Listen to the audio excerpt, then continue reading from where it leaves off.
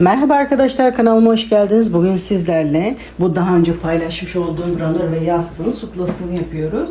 Videoda sırasıyla bütün aşamalarını gösterdim. İlk aşamada ip tanıma aşaması, bunun nasıl büyütebileceğinizi, sonra yapım aşaması, kenar detayları, bütün aşamalarıyla sizlere gösterdim. Sırasıyla videoyu atlamadan izlerseniz bütün detaylara hakim olmuş olursunuz. Bu runner yapılışını daha önce paylaşmıştım. Oradan bakabilirsiniz. Bu şekilde takımı olan yastığı da paylaşmıştım. Bununla da takım yapabilirsiniz arkadaşlar. Gördüğünüz gibi çok güzel bir takım oldu. Böyle çiçek bir tabağım vardı. Onunla birlikte sizlere sunum yaptım. Bunu istediğiniz şekillerdeki tabaklarla da kullanabilirsiniz. Gördüğünüz gibi inciler buna çok yakıştı. Suplada da son kenarda kalan kısımlara bu şekilde çiçekler ekleyebilirsiniz. Nasıl ekleyeceğinizi video sırasında gösterdim. Bu ortada kullandığımız inciler 4-5 mm, bu kullandığım inciler de yaklaşık 19 mm genişliğinde. Bu suplayı yaparken istediğiniz ipi kullanabilirsiniz. Ve ip tanıma aşamasında iplerimi gösterdim. 2 iple de yapabilirsiniz. Polyester makrome ipleriyle de çalışabilirsiniz. Bu modeli yaparken ip tercihinde dikkat etmeniz gereken nokta ütülenebilir olması gerekiyor. Çünkü ütüyü isteyen bir model bittikten sonra ütülememiz gerekiyor. İp tercihini yaparken onu göz önüne alarak seçim yapabilirsiniz.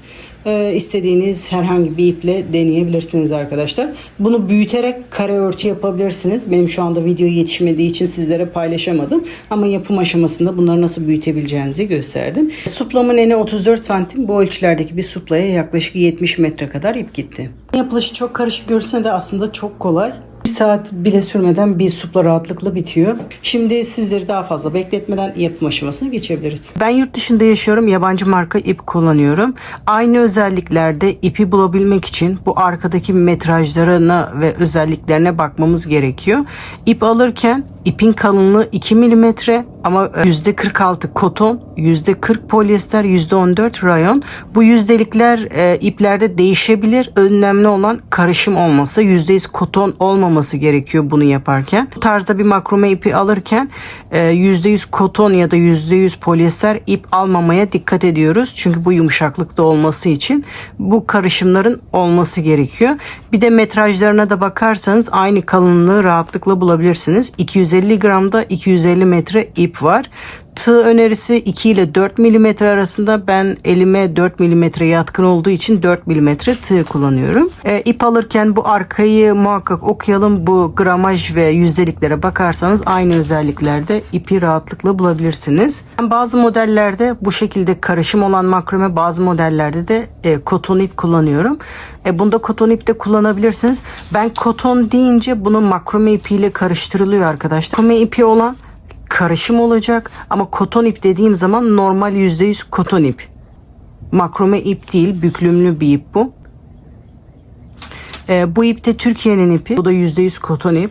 Bakın kalınlıkları benziyor. Benim kullandığım ip daha büklümlü.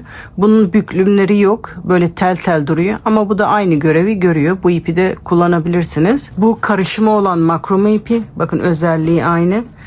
Bu da koton ip. Kalınlığı aynı. Bu bir tık daha ince. Bu Türkiye'deki koton iple örmesi bir tık zor oluyor. Tel tel olduğu için tığ buna takılıyor. Ama yine de o görüntüyü veriyor. Onu da kullanabilirsiniz arkadaşlar. Bu iki ipin de markasını, linkini aşağıda açıklama kısmına ekleyeceğim. Oradan bakabilirsiniz. Amerika'da hobi mağazasından alıyorum iplerimi. Daha önce bu runner yapılışını ve yastık yapılışını paylaşmıştım. Şimdi bu runner'ın suplasını yapacağız. Bu kare kare olarak başlıyoruz bu modeli. İlk görüntüsü bu şekilde. Sonra bu kenar detaylarını ekliyoruz. Şimdi modeli yaparken ölçüyü bu karelere göre belirleyeceğiz. Sizin yaptığınız ölçüye göre farklı olabilir. Ortada bir kare olarak başlamıştım. Ondan sonra kenar detayını yapınca şu anda bu ölçülerde oluyor. Bu henüz ütülenmemiş. Ütülenince daha iyi duracak. Gördüğünüz gibi tek kare olarak başlayınca bu büyüklükte oluyor.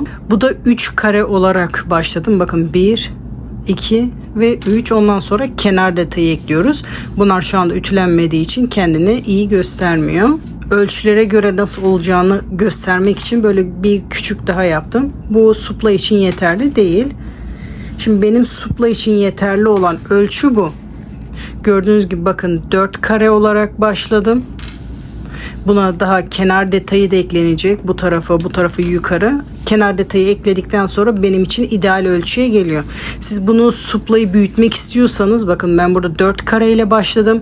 Bunu ipinize göre 5 kare, 6 kare olarak bunu istediğiniz büyüklükte yapabilirsiniz. Bunu daha büyük bir kare örtü yapmak istiyorsanız bundan kaç tane kare yapınca istediğiniz genişliğe gelene kadar yapıyoruz. Mesela runner'ı yaparken 1, 2, 3, 4, 5, 6 tane kare olarak yapmışım. Bu genişlik. Mesela ben bunu kare örtü yaparsam 2 kare daha eklerim. 8 kare yaparak bunu bir kare ölçü yaparım. Bu yaptığınız kareler sizin yapacağınız suplanın genişliğini belirleyecek. Bakın şu anda bu 4 kare. Bu ölçüde yapacağım. Sonra bu kenar detayını da ekleyince bayağı bir genişlemiş oluyor. Suplam şu genişlikte olacak. Dediğim gibi bu kareyi istediğiniz kadar büyütebilirsiniz. Bu kaç tane zincir eklemeniz gerekli, ben onu da göstereceğim. Şimdi buradaki gibi 4 kare olarak başlıyoruz. Benim yapacağım suplanın ölçüsünde başlayabilmek için 60 zincir gerekli. Şimdi zincir çekerek başlıyorum.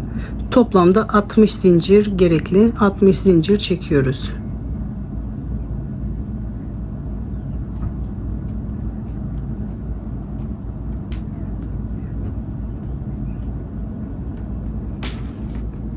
Şu anda toplamda 15 tane çektim. 60 tane zincir çekiyorum.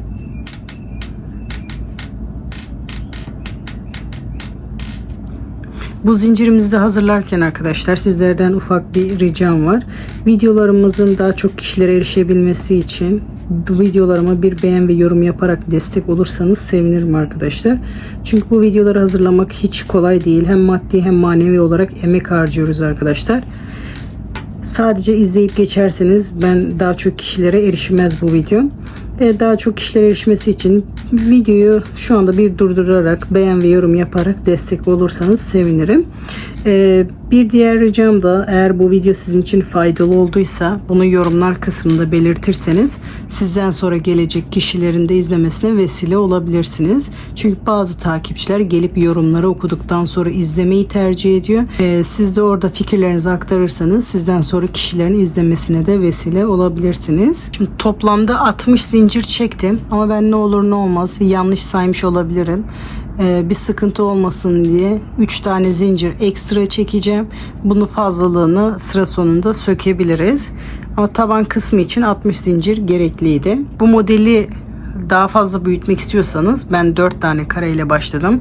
Mesela bunu 5 ya da daha fazla da yapabilirsiniz. Bu kareleri büyütmeniz gerekiyor. Bu her kare için ekstra 12 zincir çekmeniz gerekiyor. Bunu büyütmek istiyorsak her kare için 12 tane zincir ekstra ekleyerek bunu daha fazla büyütebilirsiniz. Şimdi dönüş kısmına geçiyoruz. Tığıma 2 sefer doluyorum. 12. zincir üzerinde üçlü trabzan yapıyorum. 12. zincir üzerinde üçlü trabzanımı yapıyorum. Tığıma 2 sefer doladım. İkisini birlikte, tekrar ikisini birlikte, en son ikisini birlikte yaparak 3 seferde çekiyorum. Şimdi 2 zincir, tığımı tek seferde doluyorum. Şimdi ikili trabzan yapacağım. 6. zincir üzerine ikili trabzan yapıyorum.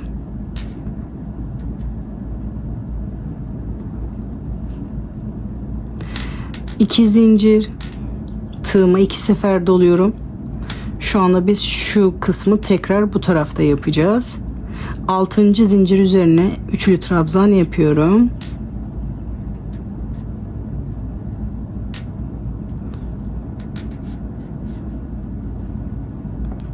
Şimdi tekrar 5 zincir,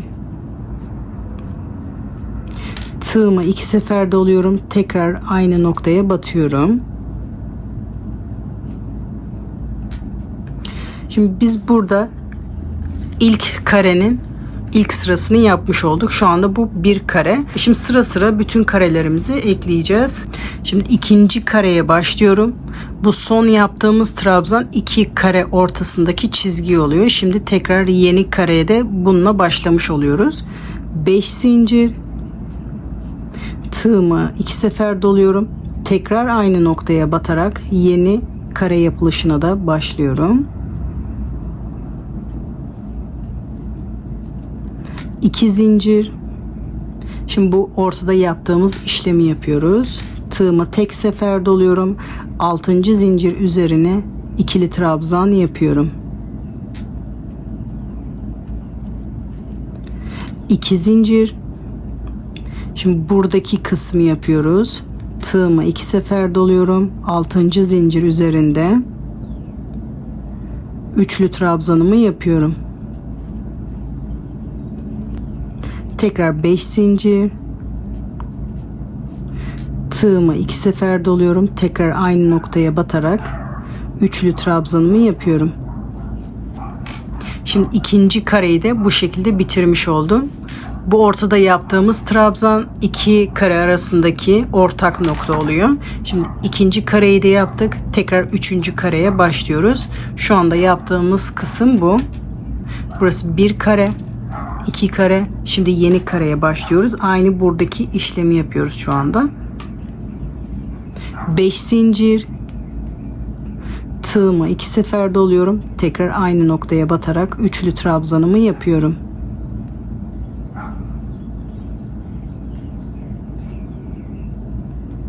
İki zincir. Tığımı tek sefer doluyorum. 6. zincir üzerinde ikili trabzanımı yapıyorum.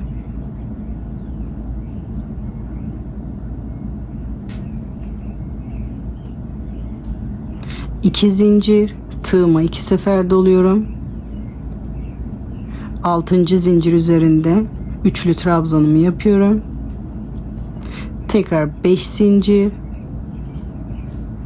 Tığıma tekrar 2 sefer doluyorum. Aynı noktaya batıyorum.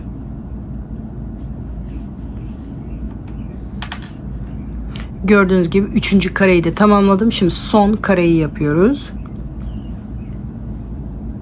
5 zincir. Tığıma 2 sefer doluyorum. Tekrar aynı noktaya batarak üçlü trabzanımı yapıyorum. 2 zincir. Tığıma 2 sefer doluyorum. 6. zincir üzerinde ikili trabzan yapıyorum. 2 zincir. Tığıma 2 sefer doluyorum. 6. zincir üzerinde üçlü trabzanımı yapıyorum. Şimdi son kez batıyorum. 5 zincir. Tığıma 2 sefer doluyorum. Tekrar aynı noktaya batarak üçlü trabzanımı yapıyorum.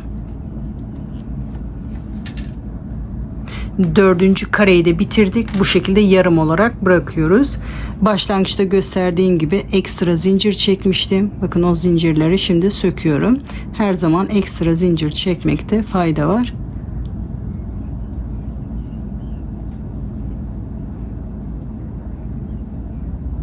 Bu şekilde fazlalık zinciri de söküyorum. Şimdi yeni sıraya başlıyorum. İlk sırayı bu şekilde bitirdik ve bu kareleri hazırlarken toplamda 3 sıra yapıyoruz. Bu şu anda ilk sırasıydı. Şimdi ikinci sıraya başlıyorum. Tekrar 11 zincir.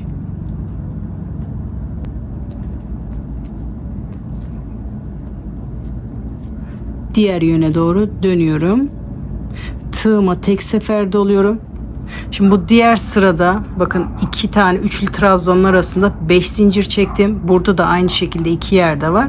Bakın üçlü trabzanlar arasında 5 zincirler çektim. Şu sırada sadece buralara batacağız. Bu 5 zincirlerin 3. zincirine batarak yapacağız. Şimdi tığıma tek sefer doluyorum. Bu gösterdiğim 5 zincirin 3. zincirine batarak normal ikili trabzan yapıyorum. 5 zincir. Tığıma tek sefer doluyorum. Bakın buradaki kısımlara hiçbir işlem yapmıyorum. Şu ortadaki yuvarlak kısmı oluşturuyoruz. Şu anda burayı battık. 5 zincir çekerek buraya batarak şu ortadaki yuvarlağı oluşturuyoruz. 5 zincirin 3. zincirine batarak bir trabzan yapıyorum. Battığım yeri daha iyi gösterebilmek için şöyle tekrar gösteriyorum. Şimdi 5 zincir çekerek bu trabzanın tepesine batacağız. 5 zincir. Tığıma 2 sefer doluyorum. Bu ortadaki üçlü trabzanın tepesine batarak üçlü trabzan yapıyorum. 5 zincir. Şimdi ilk kareyi bitirdik. ikinci karenin bu 5 zincirine batıracağız şu anda. Tığımı tek sefer doluyorum. Bakın sıradaki 5 zincirin 3. zincirine batarak ikili trabzan yapıyoruz. 5 zincir. Şimdi buradaki 5 zincirin 3. zincirine batarak ikili trabzan yapıyoruz. Tığıma tek sefer dolayarak buradaki 5 zincirin 3. zincirine batarak bir ikili trabzan yapıyoruz. 5 zincir.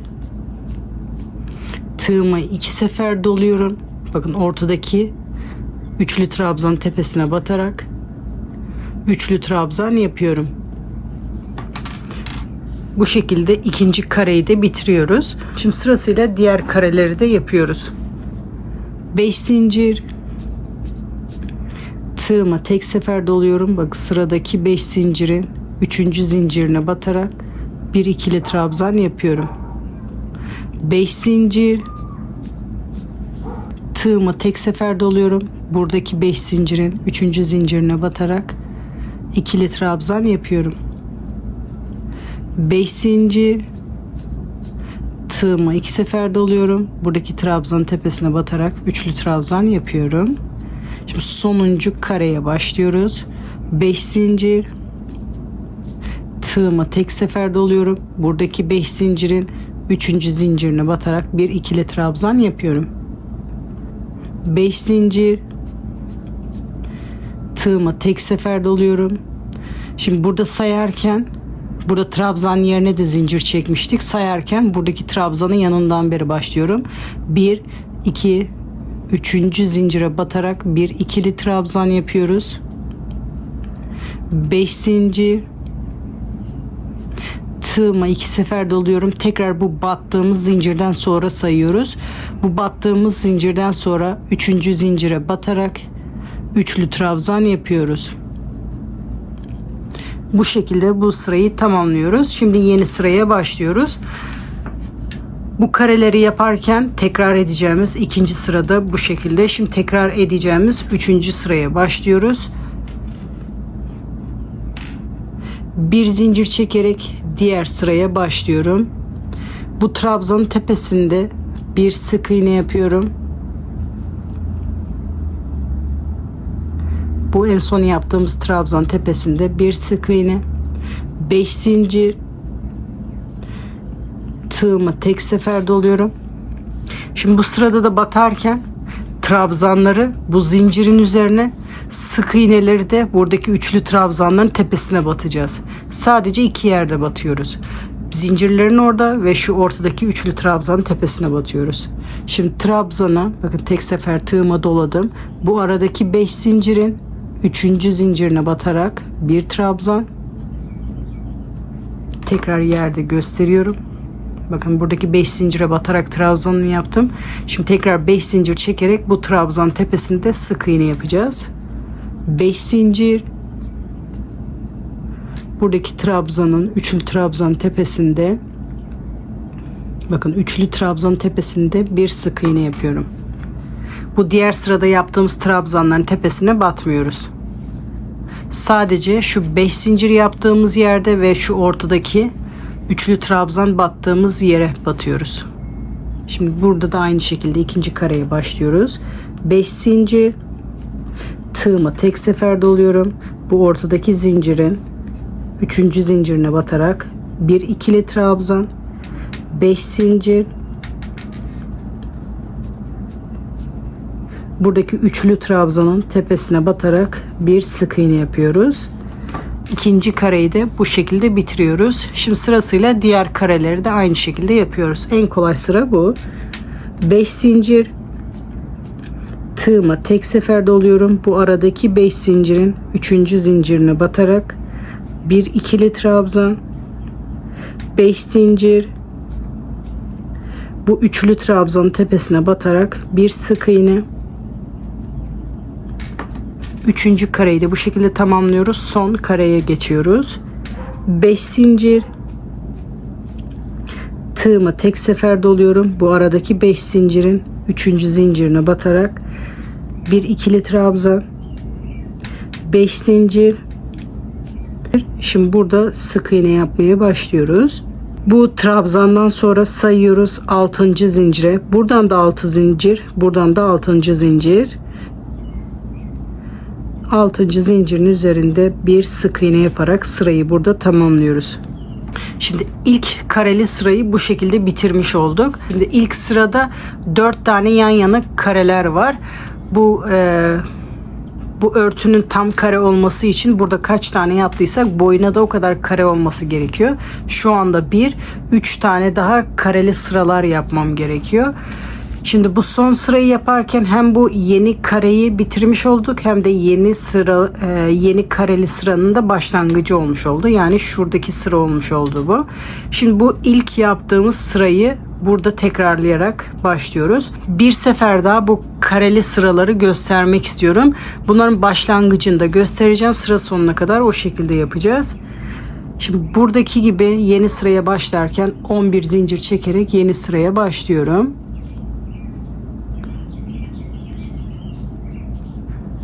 Diğer yöne dönüyorum. Tığımı 2 sefer doluyorum. Bu sık iğnenin üzerinde üçlü trabzan yapıyorum.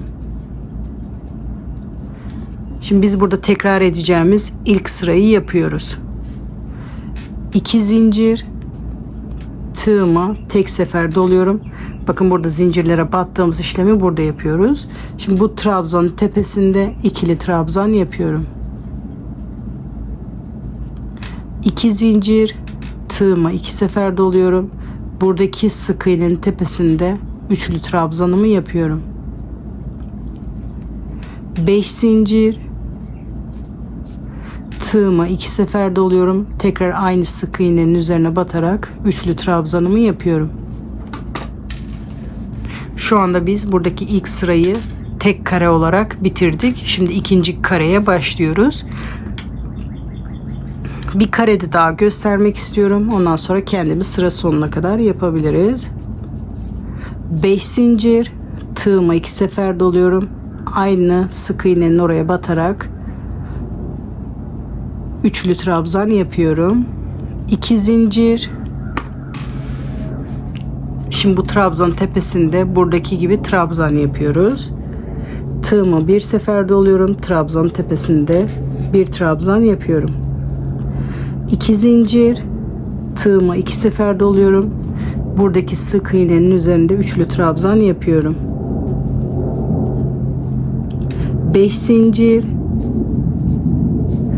tığıma 2 sefer doluyorum. Aynı noktada üçlü trabzanımı yapıyorum. İkinci kareyi de tamamladım. Şimdi ikinci kareye başladık ama ilk çiçeğimiz de burada oluştu gördüğünüz gibi. Şimdi bu sırada çiçek de tamamlanmış oluyor. Yeni kareye de başlamış olduk buradaki gibi. Şimdi bunu da sıra sonuna kadar aynı buralarda yaptığımız gibi sıra sonuna kadar yapalım. Sıra sonuna kadar geldim. Şimdi sonuncu yere batacağım. Tığıma 2 sefer doladım. Buradaki sık iğnenin tepesine batarak üçlü trabzanımı yapıyorum. Tekrar 5 zincir. Tığıma 2 sefer doluyorum. Tekrar aynı noktaya batarak üçlü trabzanımı yapıyorum. Bu şekilde sırayı bitiriyorum. Burada tekrar edeceğim. İkinci sırayı başlıyorum. Dönüş için 11 zincir.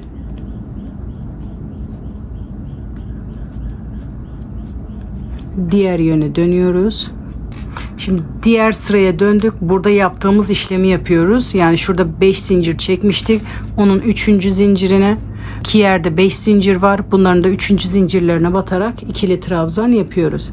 Tığıma tek sefer doluyorum. Bakın buradaki ilk 5 zincirin 3. zincirine batarak ikili trabzan yapıyorum. 5 zincir, tığımı tek sefer doluyorum. Bakın buradaki 5 zincirin 3. zincirine batarak ikili trabzan. 5 zincir, tığımı 2 sefer doluyorum. Bakın bu ortadaki üçlü trabzanın tepesine batarak üçlü trabzan yapıyorum. Sırasıyla 2 sefer doladıklarımı, en son ikisini birlikte. Bu şekilde ilk kareyi hazırladık. Şimdi ikinci kareye başlıyoruz. Buradaki 5 zincirin 3. zincirine, buradaki 5 zincirin 3. zincirine batarak buradaki trabzanları yapıyoruz. 5 zincir, tığıma tek sefer doluyorum. Buradaki 5 zincirin 3. zincirine batarak ikili trabzan, 5 zincir, tığıma tek sefer doluyorum. Buradaki 5 zincirin 3. zincirine batarak ikili trabzan yapıyorum. 5 zincir, tığıma 2 sefer doluyorum. Buradaki üçlü trabzanın tepesine batarak üçlü trabzanımı yapıyorum. Bu şekilde ikinci kareyi de tamamlamış oluyoruz. Sıra sonuna kadar aynı burada yaptığımız gibi yapalım. Sıra sonuna kadar yapalım. Şimdi sıra sonuna kadar geldim. Sonuncu yere batacağım. 5 zincir, tığıma tek sefer doladım. Bu trabzanın tepesinden sonra zincirleri sayıyorum. 3. zincire batarak bir ikili trabzan, tekrar 5 zincir, tığıma 2 sefer doluyorum. Bu ortada yaptığımız üçlü trabzanı yapıyoruz. Bu battığım zincirden sonra 3. zincire batarak üçlü trabzanımı yapıyorum. Kenarı da bu şekilde bitirmiş oluyoruz. Şimdi tekrar edeceğimiz 3. sırayı, yani karenin de sonuncu sırasını yapıyoruz. Bir zincir çekerek diğer yöne dönüyorum. Burada üçlü trabzanın tepesine batarak bir sık iğne, tekrar 5 zincir, tığımı tek sefer doluyorum. Bakın bu sırada da bu diğer sırada yaptığımız 5 zincirin 3. zincirinde bir ikili trabzan, bu ortada yaptığımız üçlü trabzanların tepesinde de bir sık iğne yapacağız. Şimdi tığımı tek sefer doluyorum. Burada 3. zincirin tepesine batarak bir ikili trabzan, 5 zincir, burada üçlü trabzanın tepesine batarak bir sık iğne yapıyorum. Bu şekilde ilk kareyi tamamlamış oluyoruz. Şimdi ikinci kareyi de göstereceğim. Buradaki 5 zincire batarak, buradaki 5 zincirin 3. zincirine batarak bir üçlü trabzan, buradaki üçlü trabzan tepesine batarak bir sık iğne, 5 zincir, tığımı tek sefer doluyorum. Burada 3. zincire batarak bir ikili trabzan, 5 zincir, burada üçlü trabzanın tepesine batarak bir sık iğne yapıyorum. Bu şekilde ikinci karemi de tamamlamış oluyorum. Bunu da sıra sonuna kadar yapalım. Sıra sonuna kadar geldim. Bu trabzandan sonra 6. zincire bir sık iğne yapıyorum. 1 2 3 4 5 6. Burada bir sık iğne yaparak sıramı bitiriyorum. Şimdi yeni kareye başlamak için aynı burada yaptığımız şu sırayı tekrar etmemiz gerekiyor. Gördüğünüz gibi bu kareleri tamamlamak için şu 3 sırayı tekrar ederek bunu büyütüyoruz. Şimdi sadece bu sırayı da gösteriyorum.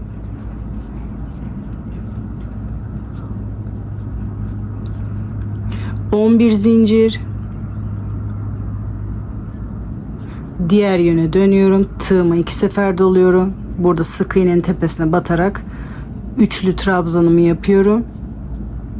2 zincir. Buradaki trabzanın tepesinde bir ikili trabzan. 2 zincir. Tığıma 2 sefer doluyorum. Buradaki sık iğnenin tepesine batarak üçlü trabzan yapmaya başlıyorum. 5 zincir. Tığıma 2 sefer doluyorum. Tekrar aynı noktaya batarak üçlü trabzan yapıyorum. Bu şekilde ilk karenin ilk sırasını oluşturmuş oldum. Bu 3 sırayı tekrar ederek bu karelerimizi tamamlıyoruz. Videoyu uzatmamak için buraları tekrar göstermeme gerek yok. Hala aklınızda soru işareti varsa videoyu geri alarak şu sıradan tekrar izleyebilirsiniz arkadaşlar. Şimdi burada 4 tane kare olduğu için boyuna da 4 kare olması gerekiyor eşit olması için. Ben şu anda 2 kare tamamladım. 2 kare daha tamamlayıp ondan sonra kenar kısmına geçiyoruz. Sizin de burada kaç tane kare yaptıysanız o kadar sıra yaptıktan sonra kenar oyasını yapıyoruz. Şimdi burada kaç tane kare yaptıysak boyuna da o kadar yapalım. Ondan sonra kenar oyasına geçelim. Şimdi ben bunu da hazırlayıp geliyorum. Şimdi toplamda 4 tane kare yaptım. Gördüğünüz gibi burada 4 tane kare olduğu için boyuna da 4 tane kare yaptım eşit olması için. Şimdi kenar oyasına geçiyoruz. Kenar oyası şu normalde yaptığımız ilk sırayı yaparak yapıyoruz. Onda bir değişiklik yok. Bakın gördüğünüz gibi şu tekrar edeceğimiz ilk sırayı yaparak bu kenar oyasını yapıyoruz. Çiçeğimizi tamamlıyoruz. Şimdi normalde karemi bitirdiğim bu 5 zincirli sırayla sıramı bitirdim. Şimdi yeni sıraya başlıyorum. Normalde sıra başlarken şu şekilde tersine dönerek buradan başlıyordum. O şekilde de başlayabilirsiniz. Bu şekilde kenara doğru da dönebilirsiniz. Ben sırayı böyle geldim. Şimdi diğer yöne doğru dönüyorum. Yani kenar sırası. Şimdi ilk sırada yaptığımız gibi 11 zincir,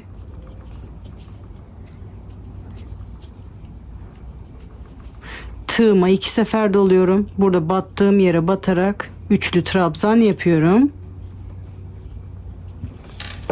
Şimdi burada çiçeğin devamını diğer sırada tamamlayacağız. 2 zincir, tığıma tek sefer doluyorum. Şimdi bu aralarda yaptığımız trabzan yerine şuradaki zincir sayılıyor. Burada battığımız yere batarak ikili trabzan yapıyorum. 2 zincir, tığıma 2 sefer doluyorum. Burada ortaya batarak üçlü trabzan yapıyorum.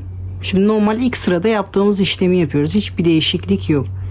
5 zincir, tığıma 2 sefer doluyorum. Tekrar aynı yere batarak üçlü trabzan. 5 zincir,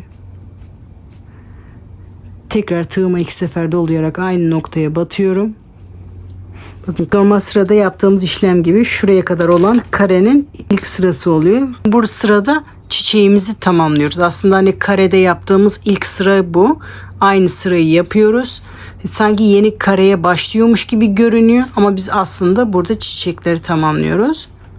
Bu arada üçlü trabzanları yaptıktan sonra 2 zincir, tığıma tek sefer doluyorum. Burada zincirin orada battığım yere batarak ikili trabzan yapıyorum.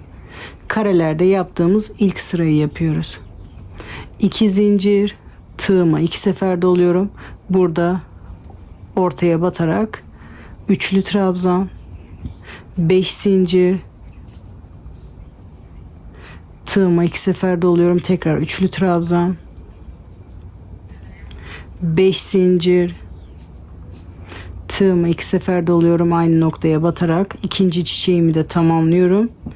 2 zincir, burada zincirin yani trabzanın tepesine batıyorum. Bu zincirin üstünde ikili trabzanımı yapıyorum. Bu şekilde ikinci çiçeğimi de tamamlıyorum. Sırasıyla bütün çiçekleri tamamlıyoruz. Bunu bu şekilde köşeye kadar birlikte yapacağım. Köşeyi de gösterdikten sonra diğer kenarı rahatlıkla kendimiz yapabiliriz. 2 zincir, tığıma 2 sefer doluyorum. Burada ortaya batarak üçlü trabzan yapıyorum. 5 zincir, tığıma 2 sefer doluyorum. Aynı yere batarak üçlü trabzanımı yapıyorum.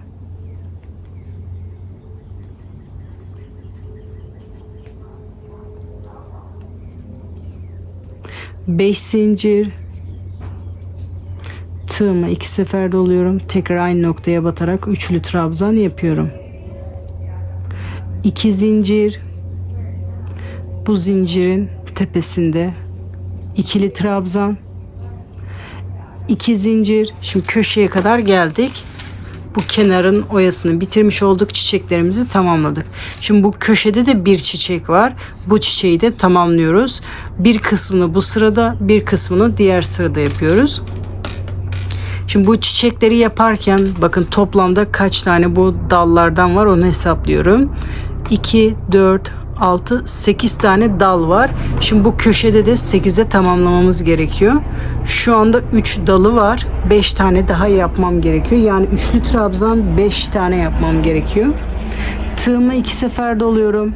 Bu köşeye batarak üçlü trabzan yapıyorum. 5 zincir, tığımı 2 sefer doluyorum. Tekrar aynı noktaya batıyorum. 5 zincir, tığımı 2 sefer doluyorum. Tekrar aynı yere batıyorum. Şu anda üçüncüyü yaptım. 5 zincir, tığımı 2 sefer doluyorum. Aynı noktaya batıyorum. 4, 5 zincir, tığımı 2 sefer doluyorum. Tekrar aynı noktaya batıyorum. 5. trabzanı yaptım. Şimdi toplamda 8 tane oldu. Sayıyorum tekrar. Şimdi 8 tane oldu. Şimdi sonuncu 5 zinciri yapıyoruz. 2 zincir. Şu anda burası benim ilk başlangıç sıram. Zincirlere batarak yapmıştık. Şimdi aynı yere batarak ikili trabzan, 2 zincir, tığıma 2 sefer doluyorum. Burada üçlü trabzanları yaparken battığım zincire batarak üçlü trabzanımı yapıyorum. 5 zincir, tığıma 2 sefer doluyorum. Tekrar aynı noktaya batarak üçlü trabzan yapıyorum. 5 zincir, tığımı 2 sefer doluyorum. Aynı noktaya batarak üçlü trabzanımı yapıyorum. 2 zincir, tığımı bir sefer doluyorum. Burada trabzanın aynı noktaya batarak ikili trabzanımı yapıyorum. Bu şekilde çiçeklerimizi tamamlıyoruz. Normalde bu aralarda 5 zincir var.